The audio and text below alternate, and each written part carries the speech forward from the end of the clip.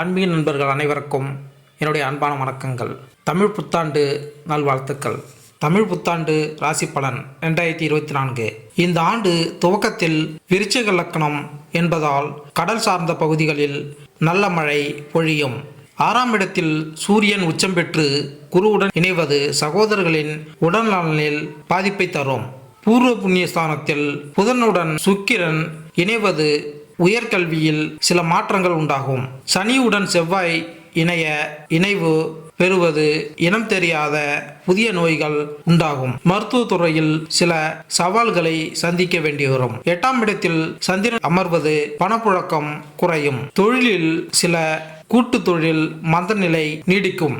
லாபஸ்தானத்தில் கேது அமர்வது வெளிநாட்டு இறக்குமதியும் ஏற்றுமதியும் அதிகரிக்கும். அந்நிய செலவணிகள் அதிகரிக்க திட்டம் வகுக்கப்படும். மழை இந்த ஆண்டு தமிழகத்தை காட்டிலும் வெளி மாநிலங்களில் வெள்ளம் பெருகும். நீர்நிலங்களில் வீடு கட்டி இருப்பவர்களுக்கு சரியான பாதிப்பை தரும். மீன்வளம் நன்கு இருக்கும். விவசாயம் மழை பொய்த்தும் கெடும். அதிக மழை பொய்த்தும் கெடும். இந்த ஆண்டு அதிக உஷ்ணமும் கடும் குளிரும் இருக்கும்.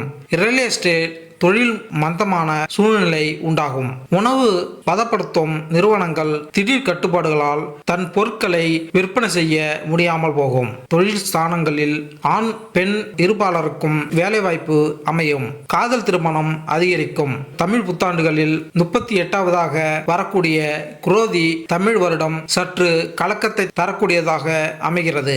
இந்த வருடத்தில் நடக்கும் கிரக பயிற்சிகள் கிரக செயற்கைகள் சில ராசிகளுக்கு வேலை தொழில் முன்னேற்றமும் பணவரவும் கிடைக்கும். குரோதி தமிழ் வருடத்தில் குரோதி என்றால் பகை கெடு என்று பொருள். ஏப்ரல் 14ஆம் தேதி தொடங்குகிறது.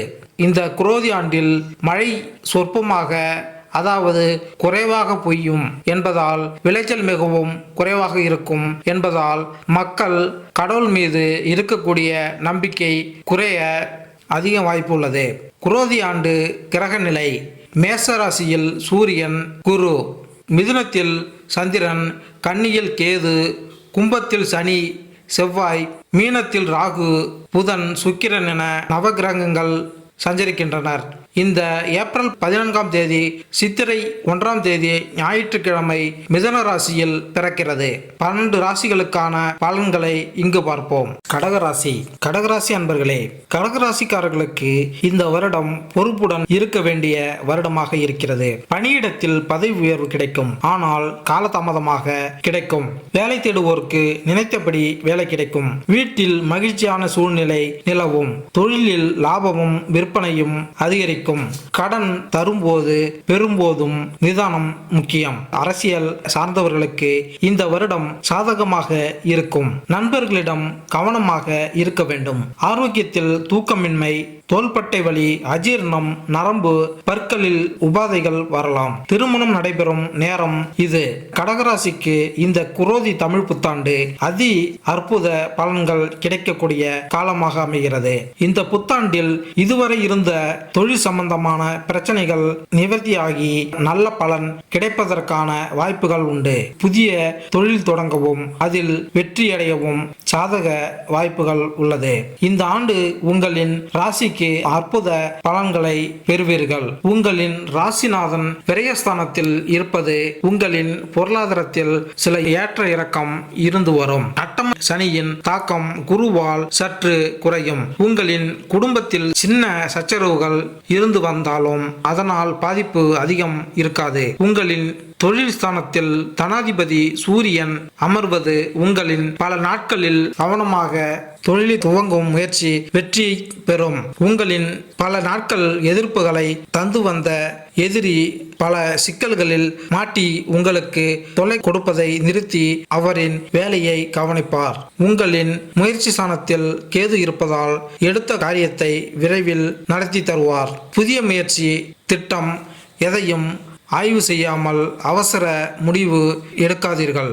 இதனால் நீங்கள் பல இழப்பிற்கு காரணமாகலாம். முடிந்த அளவு எங்காவது பணி செய்து வருவது நல்லது. கூட்டுத் தொழில் செய்வதில் அடிக்கடி கவனம் செலுத்துவது நல்லது. ஆன்லைன் மூலமான தொழிலை தவிர்க்கவும். மதம் சார்ந்த பிரச்சனைகளில் தலையிடுவதை குறைத்துக் கொள்வது நல்லது. பொருளாதார நிலை மேன்மை அடைவீர்கள். தேவைகளுக்கு பணவரவு இருக்கும். குடும்பம், சகோதர சகோதரியின் மூலம் இருவகையான பலன்கள் கிடைக்க வாய்ப்புகள் உள்ளது. உடன் பிறந்தவர்கள் மூலம் ஆதாய அனுகூலங்கள் ஏற்பட வாய்ப்புகள் உள்ளது. அதே சமயம் உங்களுடன் மன வருத்தங்கள் ஏற்பட வாய்ப்புகள் உள்ளது. நீண்ட நாட்களாக இருந்த திருமண தடை நீங்கி விரைவில் திருமணம் நடக்க வாய்ப்புகள் உள்ளது. அதே போல குழந்தை பாக்கியம் எதிர்பார்த்தவர்களுக்கு குழந்தை பேறு அடைந்து மகிழ்வீர்கள். உடல் நலம், நல்ல நன்மைகள் இருந்தாலும் உங்களுக்கு அஷ்டம சனி நடப்பதால் உங்களுக்கு உடல்நல பிரச்சனைகள், நோய் நொடிகளால் பிரச்சனை சந்திக்க வாய்ப்புகள் உள்ளது. அதனால் செலவுகள் சந்திக்க வாய்ப்புகள் உள்ளது. மனதில் இனம் புரியாத சஞ்சலமும் பலம் உள்ளிட்டவை ஏற்படும். பெண்கள், கடகராசியினரை பொறுத்தவரை பெண்களுக்கு யோகம் தரக்கூடிய காலமாகவும் உங்கள் முயற்சியில் நற்பலன்கள் கிடைக்கக்கூடிய இடமாகவும் இருக்கும். அரசியல் துறையில் இருப்பவர்களுக்கு நல்ல பெயர், புகழ், புதிய பொறுப்புகள் தேடி வர வாய்ப்புகள் உள்ளது. இதனால் மக்கள் மத்தியில் நம்பிக்கை பெறுவீர்கள். மாணவர்கள், படிப்பில் மிக சிறப்பாக செயல்படுவீர்கள். மதிப்பெண் சிறப்பாக பெற வாய்ப்புகள் உள்ளது. கலைத்துறையை சேர்ந்தவர்களுக்கு முன்னேற்றமும் புகழும் அதிகரிக்கக்கூடிய வருடம். புதிய வாய்ப்புகள் தேடி வருவதோடு திடீர் அதிர்ஷ்டம் கை கொடுத்து உங்களுக்கு ராஜயோகத்தை தரக்கூடியதாக இருக்கும். நட்சத்திர பலன். புனர்பூசம் 4ஆம் பாதம். நீங்கள் சகல விஷயத்திலும் பொறுமையை கையாள வேண்டும். இந்த அனைத்து விஷயத்திலும் விட்டு கொடுத்து செல்வதும் அனுசரித்து செல்வதும் நல்லது. பூசம் நட்சத்திரத்தை சேர்ந்தவர்களுக்கு இந்த தமிழ் புத்தாண்டானது பல நல்ல யோகங்களை அடையக்கூடியதாக இருக்கும். இருப்பினும் நிதானத்தை கடைபிடிக்க வேண்டிய காலம். புதிதாக நீங்கள் மேற்கொள்ள வேண்டிய முயற்சிகள், திட்டங்களில் ஒருமுறைக்கு பலமுறை யோசித்து செயல்படுவது நல்லது.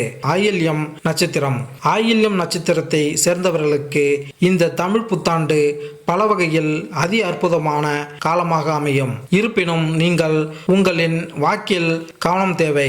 அதாவது நீங்கள் சொல்லுகின்ற எந்த வார்த்தையிலும், கொடுக்கும் வாக்குவாதத்திலும் கூடுதல் கவனம் தேவை. உடல் நலனில் அக்கறை தேவை. திருமண யோகம் ஏற்படும். பரிகாரம். உங்களுக்கு அஷ்டம சனி நடப்பதால் அதன் தாக்கம் அதிகமாக இருப்பதால் நீங்கள் குலதெய்வ வழிபாடு செய்வது முக்கியமானது. மேலும் பிள்ளையார்பட்டியில் உள்ள கற்பக விநாயகரை வழிபடுவதோடு அதன் அருகே உள்ள பைரவன் படியில் உள்ள பைரவரை வழிபாடு செய்வது மிக சிறப்பானது. அதிலும் தேய்பிறை அஷ்டம திதியில் பைரவரை வழிபாடு செய்வதும், சங்கடகர சதுர்த்தியில் விநாயகரை வழிபாடு செய்வதும் உங்களின் வாழ்க்கையில் இருக்க வேண்டிய பிரச்சனைகள் நீங்கி வாழ்க்கையில் முன்னேற்றத்தை ஏற்படுத்தும். மேலும் இந்த வீடியோ உங்களுக்கு பிடித்திருந்தால் லைக் பண்ணுங்க, கமெண்ட் பண்ணுங்க, மறக்காம சப்ஸ்கிரைப் பண்ணுங்க. நன்றி, வணக்கம்.